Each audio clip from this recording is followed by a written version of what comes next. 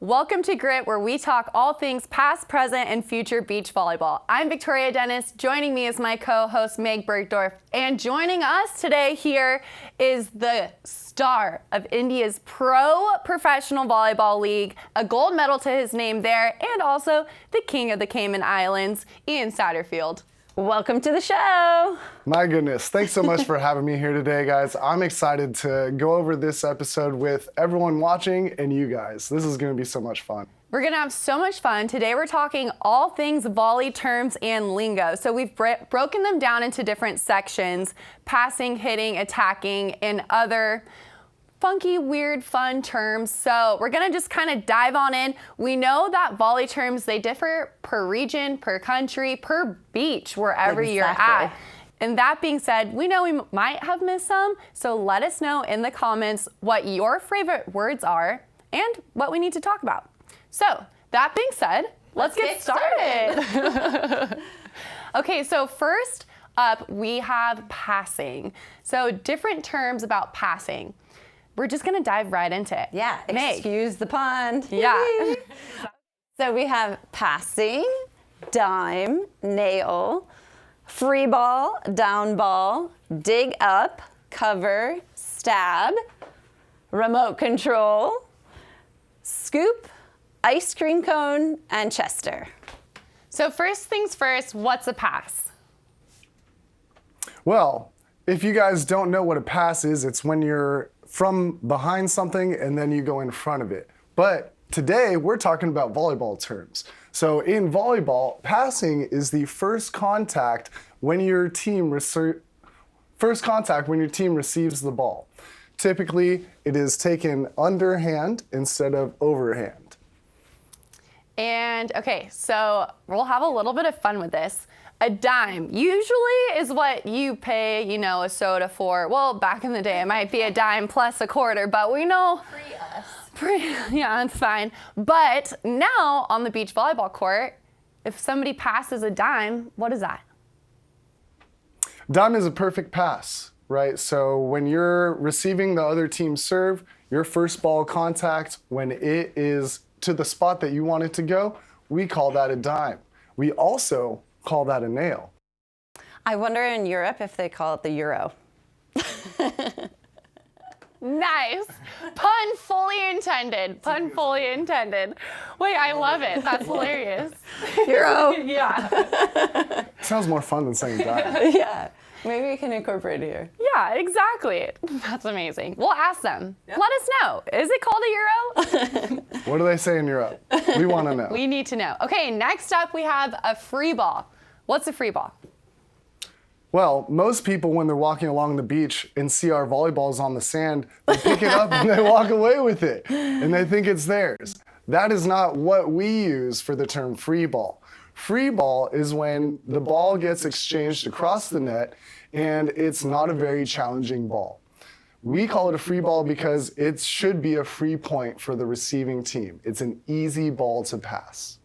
Sticking on the money term, cha-ching is what happens when you get that free ball. Big time, because you want to use it to dig and convert within a rally. So it's usually a free ball happens during a rally. So we're getting pretty rich here already on the sport of beach volleyball. It's great.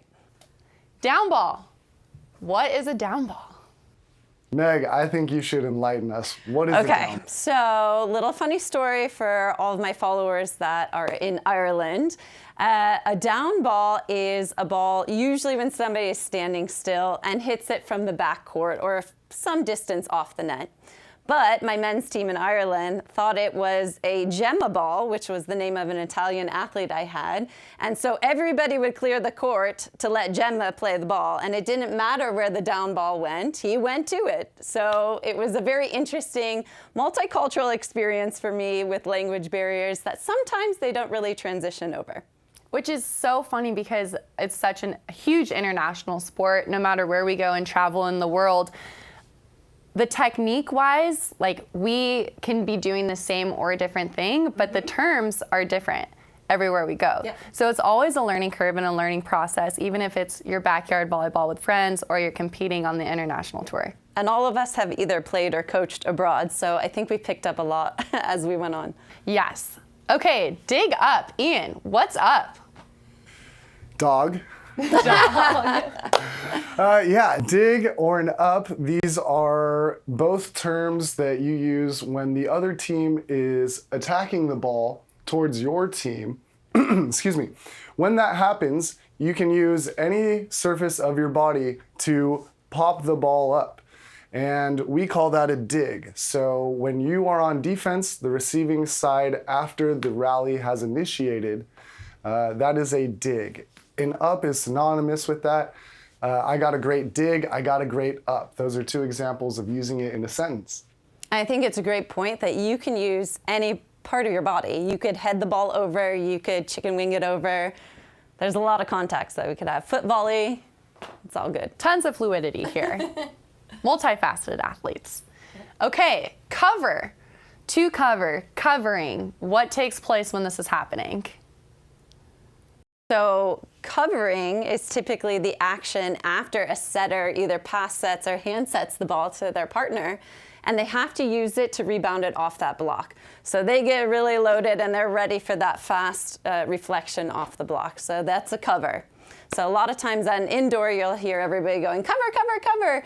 On beach, it's a little bit different. It happens sometimes, not as often in the game. Because there's just one person covering. Just one person. It's Yep. either you Whoever set it. Whoever sets the ball and isn't spiking that volleyball is covering. All right, next up we have stab. Stab is not what you think it is. There's no knives involved, no sharp objects.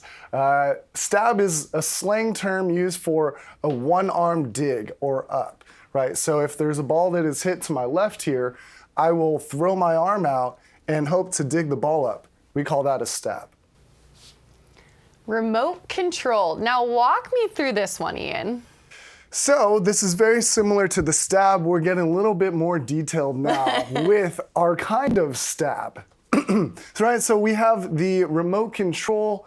We don't call it a remote control stab. Remote control, it's like you have a clicker here, right? And so you're trying to dig the ball off the top of your hand like this, one arm stab. But we call that, with a closed fist, remote control, because it's the clicker. Yeah, and because in beach volleyball, it's just you and your partner, and you have to cover the entire court.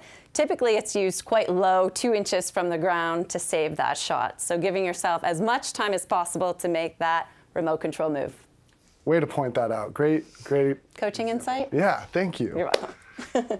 Okay, a scoop. Scoop and ice cream, are these two correlated together? They are and they aren't. So the ice cream cone is actually closer to the remote control than it is the scoop. The ice cream cone is just an open-handed remote control, right? So now we're using this top part of the surface of our hand to dig the ball up. So we have the remote control and we have ice cream cone. Now a scoop is typically an open-handed, palms up dig or first ball contact. So a scoop would look something like this, or keeping the elbow straight. Really, it's just trying to use a surface on your hands or your arms to pop that ball up. And last but not least, the chester. The chester. Do you guys have any idea what that could be? I have an idea. No idea, Ian. What is it? Well, let me tell you. The chester is when you have your hands too low on defense and someone on the other team attacks it so fast that you cannot get your hands up, and it ends up hitting you in the chest. So chester the jester, we call that dig the chester. Much better for Ian to display that one than us. Yeah. What about the Crabby move? Well, he does a nice combination of like a chicken wing, which actually I forgot to put That's okay, here. I But gotcha. the chicken wing, little chester, and an ice cream cone. But he's the best All in the country. together. Yeah. What are we going to name that? That's a buffet. That's a whole buffet in one. Sounds like Waffle Absolutely. House dessert. A crab buffet? Sure, why not? All you can eat. Serving it up hot. Exactly. Well, yeah, that's our main takeaways for passing. Some fun little words, stabs. If you liked them, use them in your neighborhood or wherever you play beach volleyball. But for us, that's our takeaway thus far for passing. And if we missed any passing terms or slang, please let us know in the comments below. I think there's one we didn't talk about, and that's when you say easy. when it's an easy dig and it's going to be one of those free balls and putting it away. I like that. Let them know. Yeah, I think another term that is very commonly used that we forgot is diving. What is diving in volleyball? Well, it's a class down in Redondo Beach. You can sign up for it, but it has very different implications for beach volleyball. So diving is definitely a little bit different than indoor, where you have the whole floor to dive and slide across. But it's a motion when you're going for a low ball and you want to get under that contact point. Awesome. Thanks, guys. Well, that's it from us today here on Grit, covering volley terms and lingo you may know, you may not know. It's all an open, comfortable space to explore here the terms of beach volleyball. That being said, as Meg shared with you, please let us know, what are your terms? We want to know in the comments. Interact with us. It could be fun. But until next time, I'm Victoria Dennis alongside Meg Burgdorf, and joining us today was Ian Satterfield here on Grit. Make sure to like and subscribe.